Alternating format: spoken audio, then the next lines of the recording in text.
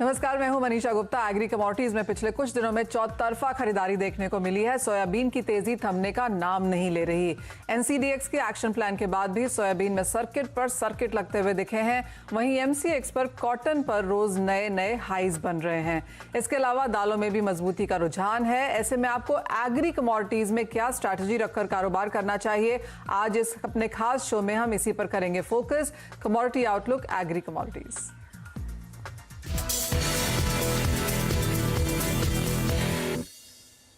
Agree commodities के fundamentals, technicals और strategy समझने के लिए हमारे साथ जुड़े हैं निर्मल बैंक कमोडिटीज के कुणाल शाह, कॉटयान ट्रेड लिंक के आनंद पोपर, भावना ट्रेडर्स के विवेक जैन और अतुल मुंद्रा एंड एसोसिएट्स के अतुल मुंद्रा। आप सभी का कार्यक्रम में स्वागत है। कुणाल, सबसे पहले प्राइसेस का जायजा ले लेते हैं और काफी अच्छी खासी तेजी हमने इस हफ्ते में यहाँ पर बनते हुए देखी है। ऑलमोस्ट सभी एग्रीकल्चर कमोडिटीज में यहाँ पर बढ़त के साथ ये हफ्ता कारोबार करता हुआ नजर आया है। सबसे पहले यहाँ पर खाने के तेलों की बात कर लेते हैं, क्योंकि वो क्लियरली यहाँ पर एक हेडलाइंस हैं। हमने 10,000 रुपए तक के स्तर यहाँ पर सोयाबीन में आते हुए देखे हैं। काफी सारे फंडामेंटल्स हैं। तेजी अंतर्राष्ट्रीय बाजारों में है, घरेलू बाजार में यहाँ पर स्टॉक्स नहीं है, एक्सचेंज में भी स्टॉक नहीं है, जिसका सीधा असर हमने यहाँ पर प्राइसेस में आता हुआ देखा। लोगों ने इसे स्पेकुलेशन भी कहा है। फंडामेंटल्स यहाँ पर स्ट्रांग है, माल ही नहीं है। किस तरह की मूवमेंट, किस तरह के प्राइस व्यूज अब आप लेके चल रहे हैं इसके लिए? जी मनीषा जी, बहुत ही इंटरेस्टिंग क्वेश्चन है और इसका मैं थोड़ा answer before I start with soybean और कॉटन मैं आपको समझाना चाहूँगा ये क्यों ऐसे हो रहा है। So forget about the demand and supply for a moment and just think about जब 2007-8 में क्राइसिस और एग्रीकल्चर कमोडिटी में जो एक बड़ी तेजी आई थी, वो टाइम पे फेडरल रिजर्व की बैलेंस शीट थी $2 ट्रिलियन की। आज वो बढ़ के हो गई है $8 trillion and it is expanding every month. हर महीने ये बैलेंस शीट एक्सपांड हो रही है $125 बिलियन से। सो नेक्स्ट 10 महीने में ये हो जाएगी $9 ट्रिलियन की। उसके बाद अगर टेपरिंग भी होता है तो थोड़ा बहुत बॉन्ड परचेस कम होगा। तो इतनी जब लिक्विडिटी सिस्टम में आती है तो दो ही चीज में बड़ी तेजी होती है, हार्ड असेट्स जैसे real estate, commodities, agriculture commodities. So ये जो एग्रीकल्चर कमोडिटी में भी हम तेजी देख रहे हैं, apart from the shortages, apart from the weather anomalies, सबसे बड़ा कारण है फेडरल रिजर्व के लिक्विडिटी। सो ये कहना कि इसमें सट्टेखोरी हो रही है, कमोडिटी में शॉर्टेज का कोई भाव नहीं होता है, और जब इतनी सारी लिक्विडिटी आती है सिस्टम में, जब पैसे की वैल्यू ये पेस में कम होती है तो एग्रीकल्चर कमोडिटी, दूसरी कमोडिटी की वैल्यू बढ़ती है, क्योंकि that is something investors want to hold on. और इसी के कारण आप देखेंगे तो सभी कमोडिटी, आप हर एक कमोडिटी देख लीजिए, कोई भी कमोडिटी में मंदी नहीं है। क्या सभी कमोडिटी के फंडामेंटल तेजी के हैं? क्या सभी कमोडिटी में तेजी चल रही है शॉर्टेज, डिमांड, सप्लाई के कारण? So the broader reason for the bull run in agriculture commodity also is the liquidity infuse by the central bankers. इतनी सारे, सो ये सबसे पहला रीजन है। दूसरा रीजन है कि जो मेजर सोयाबीन प्रोड्यूसिंग नेशन है, जैसे ब्राजील है, यूएस है, because of the La Nina effect there is going to be drop in production. So ये साल आप देखेंगे कि as per the US weather forecasting agency there is a 66 to 70% probability that again this year will be the La Nina year for the South American country. So Brazil, Argentina, ये सभी country में जो नया soybean का जो फसल आने वाली है, जो सोइंग होने वाला है, उसके ऊपर भी क्वेश्चन मार्क आ रहा है। सो शॉर्टेजेस बढ़ने की संभावनाएं बढ़ रही है and market is basically moving up because of all these reasons. Domestic में भी अगर बात करेंगे आप, डोमेस्टिक सोयाबीन की भी बात करेंगे, सो ये साल जो मानसून में डिले हुआ है तो इसकी यील्ड पे नेगेटिव इंपैक्ट आने के भी चांसेस है। सो दिस इज अ कॉम्बिनेशन। ये जो तेजी है ये ग्लोबल है, ये डोमेस्टिक तेजी नहीं है। It is a global bull run और डोमेस्टिक मार्केट में प्राइसेस ज्यादा बढ़ रहे हैं because of the shortages which is there in the system. So this is the perfect storm कि ये कहना बहुत बड़ा मुश्किल है कि ये यहाँ से ही नीचे आ जाएगा या क्रैश हो जाएगा, ये बबल है। All this thing is not material. जब तक सेंट्रल बैंक्स ये लिक्विडिटी स्केल बैक करती नहीं है या ऐसा कोई इंडिकेशन नहीं देती है कि वो स्केल बैक करेगी, तब तक हमको हर नीचे के लेवल से बाइंग आते हुए, इमर्ज होते हुए दिखेगी। हर इन्वेस्टर्स, जो वेस्टर्न इन्वेस्टर्स है, उनको अपने आप को हेज करने के लिए, इन्फ्लेशन से हेज होने के लिए कमोडिटी बाय कर रहे हैं। चाइना क्लोज कर रहा है, चाइना अपनी इकोनॉमी धीरे धीरे क्लोज कर रहा है, वो एग्रीकल्चर कमोडिटी बाय कर रहा है, स्टॉक कर रहा है, होर्डिंग कर रहा है, तो इसलिए एग्रीकल्चर कमोडिटी बढ़ रही है। एब्सोल्युटली, आपने पूरा मैक्रो पिक्चर वहां पर काफी अच्छे तरीके से समझाया कि चाहे वो मॉनसून है, यील्ड है, शॉर्टेजेस हैं या फिर चाइना की खरीदारी है, और मेजर रीजन ऑफ कोर्स यहां पर लिक्विडिटी को लेकर है, जहां पर फंड्स की तरफ से अच्छी खासी खरीदारी आई है। अतुल जी, आपसे सोयाबीन पर अगला सवाल है, लेकिन उससे पहले मैं आपको बता दूं कि रैबो बैंक से हमने बात करी थी और उन्होंने भी कहा कि जिस तरह की तेजी यहां पर खाने के तेलों में देखने को मिल रही है, ये जो डिमांड ग्रोथ हम इंटरनेशनल मार्केट्स में बनता हुआ देख रहे हैं, ये अगले 4-5 साल तक जारी रहेगा। यानी कि डिमांड ग्रोथ हर साल यहां पर बढ़ेगी, मांग बेहतर होगी, और जिस तरह से मौसम की कंसर्न्स हैं वो यहां पर प्राइसेस को लगातार सपोर्ट करती रहेंगी।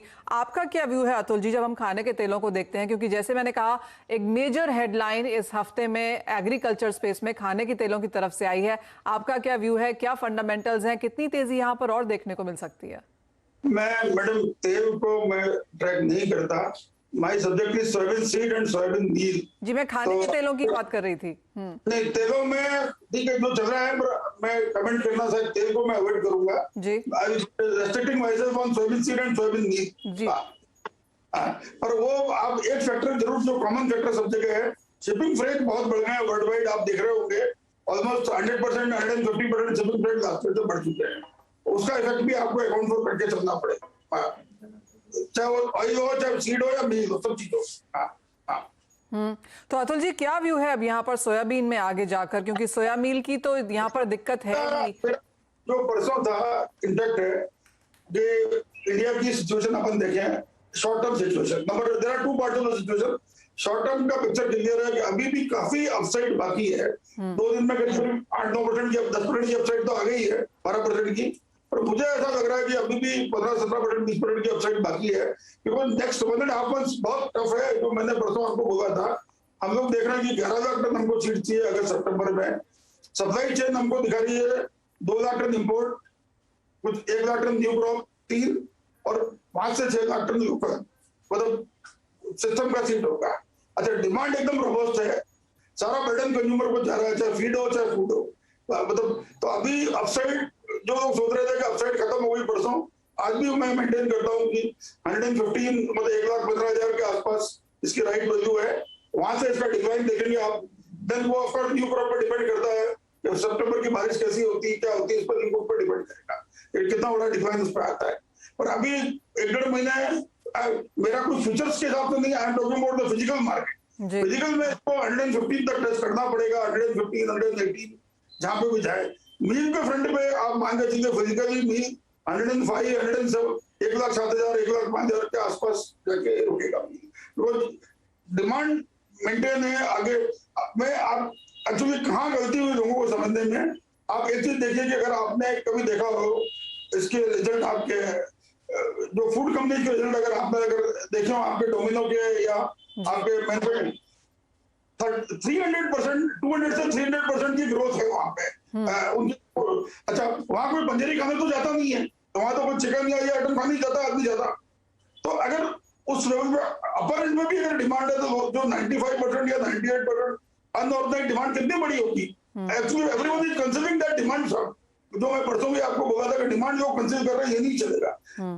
Everyone must come with the true demands कि भाई हमारी डिमांड ये है, और ये डिमांड की ये पनिशमेंट जो मिल रहा है सब इंडस्ट्री को, उसका मिल रहा है। डिमांड आपने सही।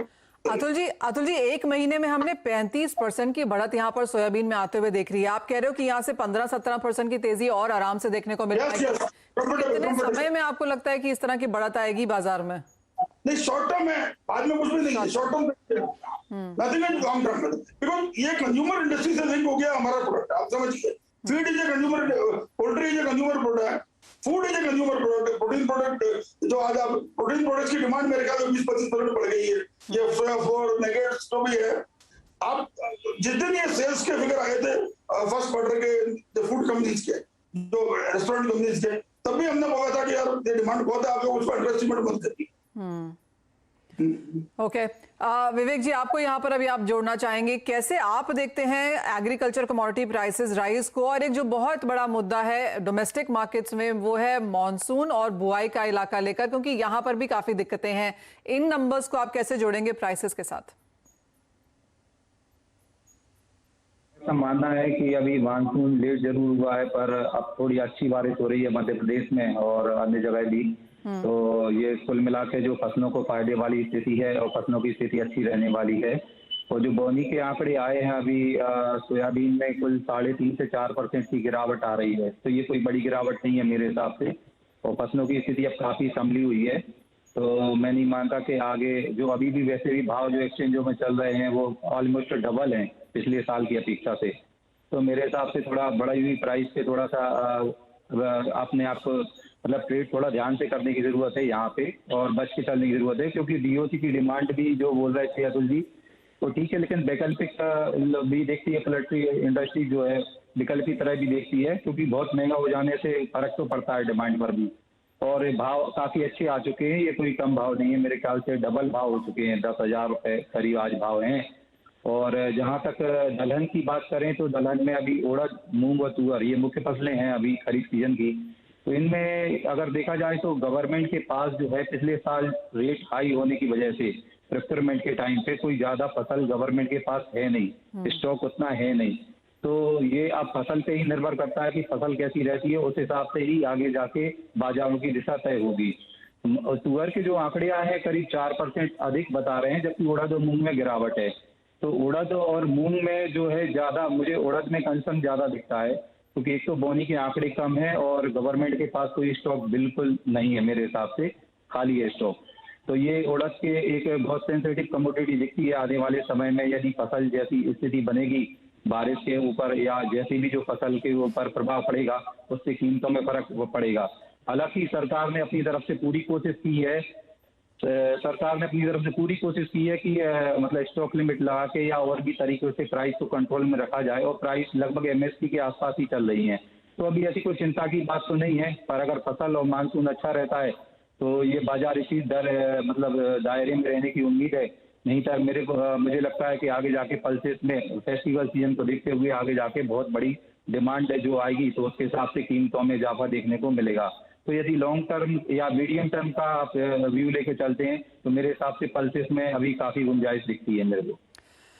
जी हाँ, खाने के तेलों में तो तेजी की एक्सपेक्टेशन है ही, साथ में दालों में भी यहाँ पर बढ़त देखने को मिल पाएगी। बुआई एक रीजन है, यहाँ पर सरकार के पास बफर स्टॉक नहीं है, आगे फेस्टिवल सीजन आएगा तो ये एक और रीजन होगा। यहाँ पर काफी हद तक जो खाने पीने का सामान है यहाँ पर हम भाव बढ़ता हुआ देखेंगे। लेकिन इसी के साथ समय है एक ब्रेक का, जब लौटेंगे तो बात यहाँ पर करेंगे कॉटन की भी, और इन तेज प्राइसेस का, वॉलेटाइल प्राइसेस का स्टेक होल्डर्स कैसे करें काम, वो भी आपको बताएंगे।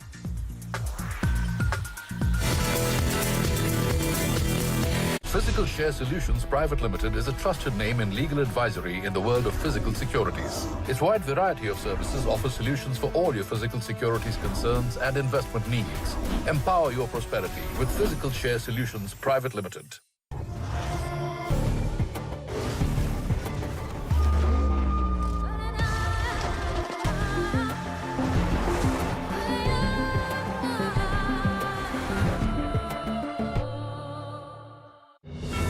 एक आवाज जो कभी दबती नहीं।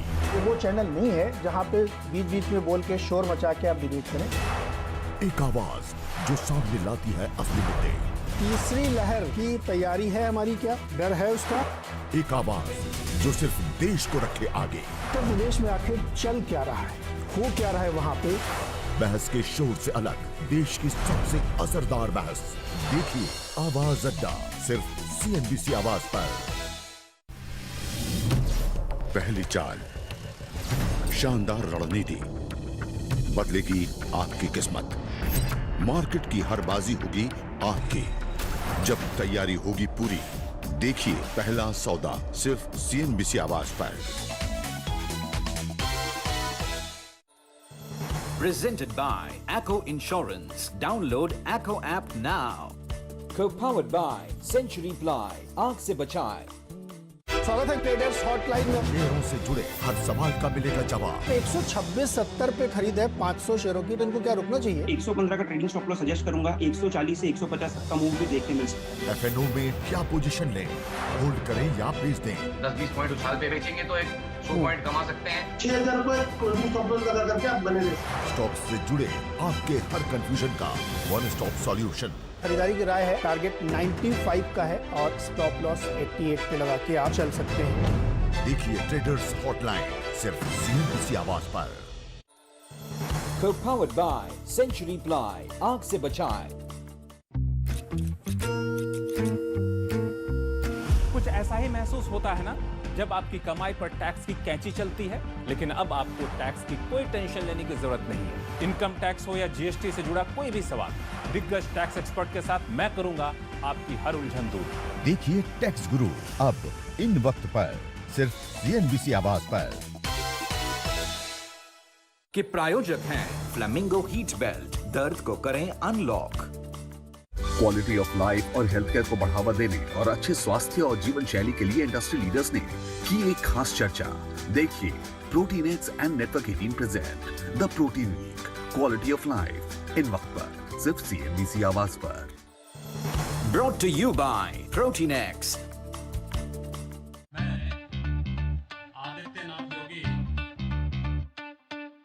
जब से योगी जी बने CM, अपना यूपी है नंबर 1। यूपी अब नहीं है किसी से कम, अपना यूपी है नंबर 1। बढ़ा रोजगार तो बढ़ी इनकम, निवेश हुआ यूपी में भारी भरकम। यूपी जैसा कहीं भी विकास हुआ ना, यूपी अब नहीं है किसी से कम। आ गया है अब राम राज्य यहाँ, मोदी जी का है मार्गदर्शन। डबल इंजन की सरकार में है दम, देश में लहराया यूपी का परचम। UP number 1।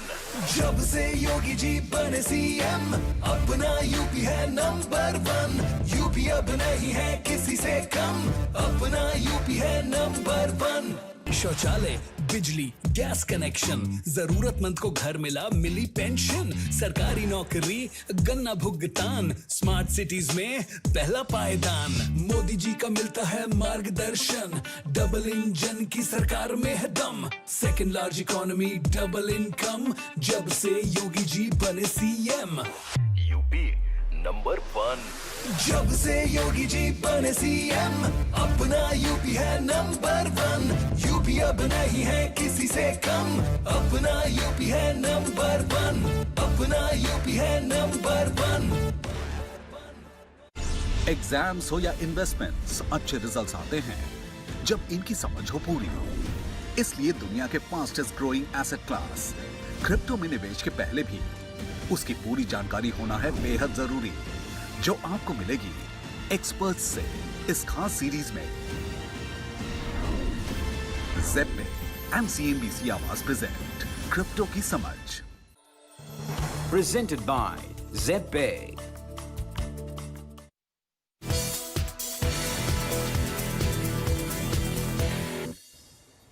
कमोडिटी कॉल में आपका स्वागत है। बात अब यहाँ पर कॉटन की भी करेंगे, जहाँ पर हमने ऑल टाइम हाईज यहाँ पर एक्सचेंज पे बनते हुए देखे हैं। आनंद जी, आप कैसे देखते हैं? आपसे पीछे भी बात हुई है और लगातार फंडामेंटल्स यहाँ पर स्ट्रॉन्ग बनते हुए नजर आए हैं। मुझे याद है आपने कहा था बुआई का इलाका यहाँ पर ज़रूर बढ़ता हुआ नजर आ रहा है, लेकिन जिस तरह की पाइपलाइन खाली है, स्टॉक्स कम है, मिलों की तरफ से मांग बेहतर है, उन सब का फायदा यहाँ पर कॉटन प्राइसेस में है।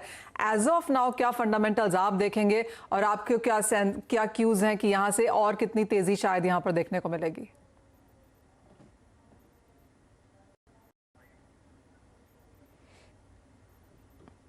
आनंद जी, आप तक मेरी आवाज आ रही है? किस तरह से कॉटन के फंडामेंटल्स और भाव देखेंगे आप आगे जाकर? कॉटन के भाव में अभी बहुत सारे भाव बढ़ गए हैं, तो थोड़ा ये लेवल पर मार्केट रुकना चाहिए। ये लेवल पे मार्केट थोड़ा रुकना चाहिए। मंदी का चांसेस नहीं है, मगर तेजी का थोड़ा रुकावट लग सकती है तेजी में। किस तरह से आप बुरा इलाका और सामने देखते हैं और किस तरह की साइज है फिलहाल? अभी देखो स्टॉक जो है इंडिया के अंदर में वो काफी लिमिटेड स्टॉक है।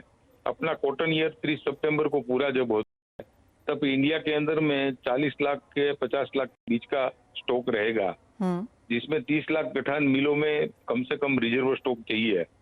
तो 10-20 लाख गठान के स्टॉक से जो भी माल रहेगा अदर देन मील, उससे काफी तेजी और माल की खींचातानी रहती है, ऐसा लग रहा है। इसके कारण से ये मार्केट अभी तक बढ़ा है, और एक लेवल तक भाव बढ़ने के बाद सब लोग थोड़े रुके हुए लगते हैं, और ये मार्केट ये लेवल पे थोड़ा रुकना चाहिए, मेरे को ऐसा लग रहा है। ओके, फंडामेंटल्स यहाँ पर बुलिश हैं लेकिन भाव ऑलरेडी काफी हद तक बढ़ चुके हैं, सो शायद सारे फंडामेंटल्स ऑलरेडी फैक्टर्ड इन हैं प्राइसेस में, तो उसका फायदा हम यहाँ पर बनता हुआ देखेंगे।